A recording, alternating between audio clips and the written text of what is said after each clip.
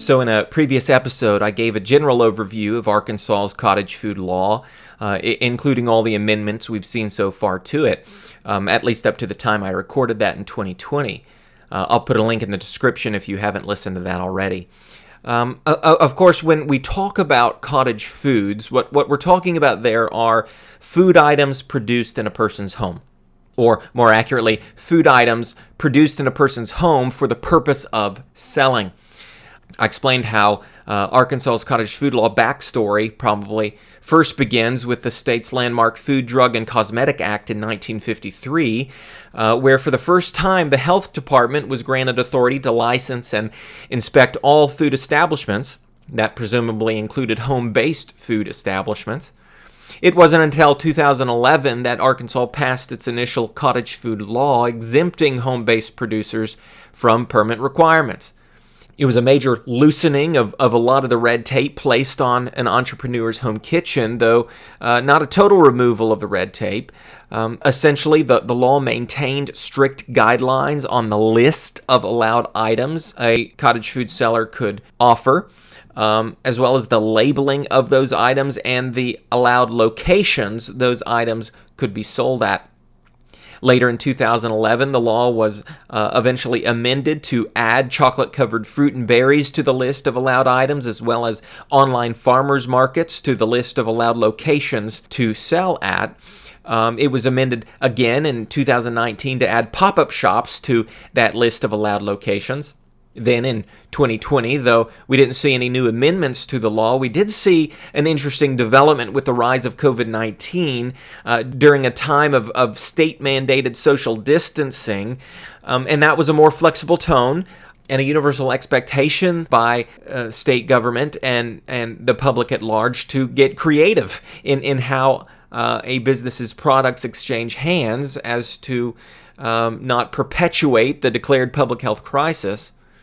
I promised I would put out an update if there were any more changes to the law, and sure enough, during this year's legislative session, Act 306 was passed, perhaps as a formal solution for cottage food sellers in the wake of COVID-19.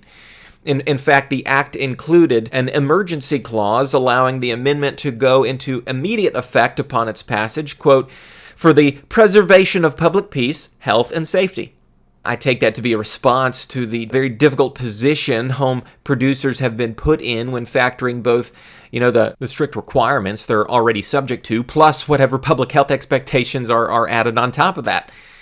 So the 2021 amendment finally adds the internet to the list of allowed locations cottage foods can be sold. Whereas online sales were earlier open to farmers markets back in 2017, home businesses operating on their own were still limited to a short list of direct in-person locations. Now online sales are open to everyone. The exact wording of the new amendment states a cottage food production operation may offer its products directly to the customer now, quote, through the internet, if the sale from the cottage food production operation is directly to an end consumer located in A, this state, or B, another state if the cottage food production operation complies with all federal regulations regarding food safety.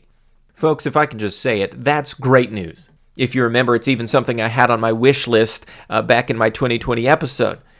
The way I see it, this update is long overdue, not just because of the public health crisis of 2020, but because of the rise of the digital age, a couple decades ago. In many ways, cottage food sellers have been required to keep their businesses stuck in the 20th century, while everyone else has been given a 21-year start to claim their stakes in a 21st century e-commerce world. Granted, I do still think word-of-mouth marketing and in-person interaction with the customer is always the best business plan, but there's no question the convenience factor of online ordering is something customers want, including those loyal first-name basis customers. Well, to try and break down the law as it's written as best as I understand it, and to go ahead and plug in my little disclaimer, I'm not an expert on these things. If you want the official word, you'll need to make your own phone calls to Arkansas's Department of Health. But as I read it as a simple layman, the law states cottage foods may now be offered to customers, quote, through the internet, if the sale is directly to an end consumer, end quote. The first thing I'd point out about that wording is just how wide the door is now open to cottage food sellers online. If you notice that there isn't a crippling list of limits mentioned in connection with the phrase internet, that must mean all legitimate online platforms are open game, whether that's your own website or social media page or some online marketplace site with a landing page dedicated to your business. The important qualifier that is mentioned is the fact your online sales must still be made, quote, directly to an end consumer, end quote. Before this amendment, I would have interpreted a direct sale to mean an in-person transaction and exchange of products, especially since the list of allowed locations an individual cottage food seller could sell were all in-person locations. However, because the nature of the internet isn't in person but digital, direct sales has to simply mean no third-party brokers. Therefore, whatever online platform you choose, just remember your cottage food sales need to happen directly. Even if you're selling through someone else's website, the funds and products being transferred need to happen straight from the customer to a business and from a business to the customer. In other words, it can't be exchanged through third party. The law goes on to specify where a customer can be located to order your cottage foods online. That list first includes the state of Arkansas. No qualifiers are placed with that. Any online order placed in the state is allowed. But the list also includes any other state if in compliance with all federal regulations regarding food safety. That opens the door to out-of-state orders, though the obvious qualifier in that is your compliance with federal rules. Ordinarily, every individual state governs its own cottage food laws. However, once you cross the state line, your online orders enter federal jurisdiction and are subject to federal rules. How do you know if you're in compliance with federal rules? Well, for those answers, you would need to check with the United States Food and Drug Administration, or the FDA. Specifically, you might check out the FDA's food code, most recently updated in 2017 at the time I'm recording this. Just keep in mind, because cottage food requirements are generally left to individual states to determine, you're not going to find explicit federal provisions addressing cottage foods, at least not to my knowledge. I did notice the FDA's food code excludes private home kitchens from its list of food establishments subject to license, training, permits, and inspection. However, when talking about those private home kitchens, the food code only refers to them in relation to their use of in-person sales to do business, such as at a church bake sale. So there's no clear category in the food code for a cottage food operation that engages in internet sales, let alone internet sales that cross state lines, or what is referred to as interstate commerce. You can do your own reading to see if you find something different. If you don't find what you're looking for in the FDA's food code, you can perhaps look into Title 21 on food and drugs in the Code of Federal Regulations, or CFR. I'll just go ahead and admit to you now that when it comes to federal rules, I'm not going to be much good to you in narrowing down your research to find the most relevant federal rules and regulations that address interstate commerce. Perhaps someone listening to this who has a little more experience than me can comment on what we need to know. The only other thing I would mention when talking about internet sales, whether that's within your state or across state lines, is the implication that, number one, payments are being transferred electronically, and number two, goods are being transferred physically. In terms of receiving payments, most e-commerce platforms are going to use some kind of online payment gateway.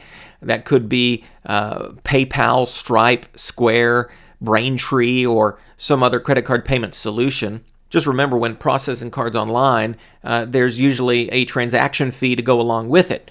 You're paying for the service and convenience of receiving payments online. It's all making things easier for your customer, and in many ways, it's making things a lot easier for your business too. But in terms of getting the goods into your customers' hands after they pay online, there are also a few different options to choose from. If we're talking about online sales made to customers within Arkansas, I think it's understood your options would be threefold. Those being pickup, delivery, or shipping.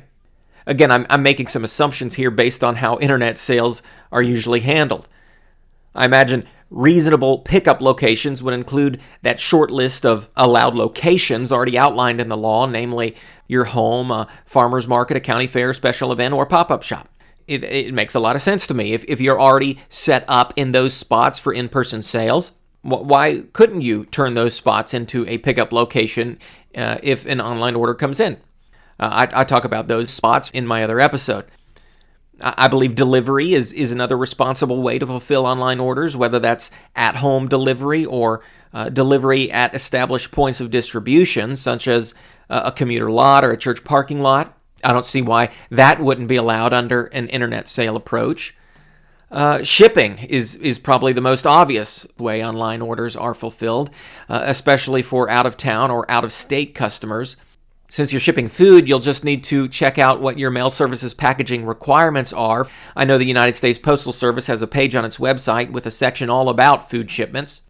I think the important rule of thumb to comply with, whether you're talking about a shipping company's rules or your state's cottage food laws or any of the federal rules if you're shipping across state lines, is the avoidance of your items being deemed hazardous. That's something you should think about before your cottage foods leave your door, but also when your cottage foods are in transit. Ask yourself the question, in whatever packaging or shipment methods you're using, will your items remain safe for the customer? That's the important question. Well, to wrap this up, I think the 2021 amendment is a wonderful addition to Arkansas's cottage food law. Amy and I have already started making updates to our website to allow for online payments for our customers. If you want to see how we do it, you can visit us at www.thekinnardhomestead.com.